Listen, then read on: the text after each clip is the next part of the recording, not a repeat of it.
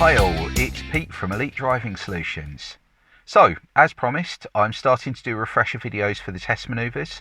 So if you need a bit of a reminder between lessons or for private practice, or even just need to explain to your supervising driver what you're trying to do, you've got something to turn to. And the manoeuvre that we're going to cover today is the reverse bay park. There are several methods of doing this, and this is just one of them. It's the one I find most people have success with, and it's similar to the system a lot of qualified drivers use. But just a quick reminder of a few bits before we start. Remember your manoeuvring basics. So 1, good all-round observation before you start and continuing all the way through the manoeuvre. Number 2, keep it slow, around 2 miles an hour maximum. And if you want to challenge yourself, try and do it without the speedo registering any movement at all. Number 3, stop if anyone's trying to get past. And last, 4, take it in steps and make sure that you're happy with one bit before moving on to the next. So, on to the procedure. First, we want a good starting position, close to the bays and fully across the one that we want to reverse into. Next, we want to move to our out position.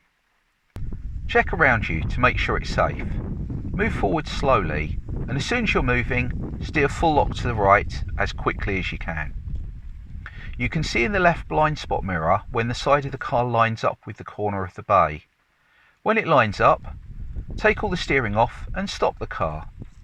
If you're lined up properly and the wheel is straight, you're in the out position.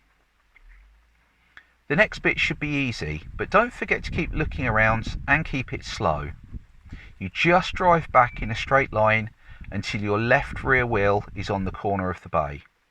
You shouldn't need to steer at all if you lined up properly, but if you do need to tweak your position, you can do it while you're coming back. And you've now reached the back position.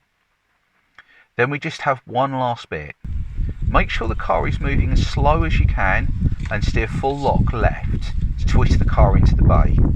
As soon as you're straight, straighten the wheels and just come back a little more until all 4 wheels are in the bay. In my car, I usually use the blind spot mirrors, looking for the back line to line up with the door handles, or you can use the reversing camera and stop just before you lose the line behind you.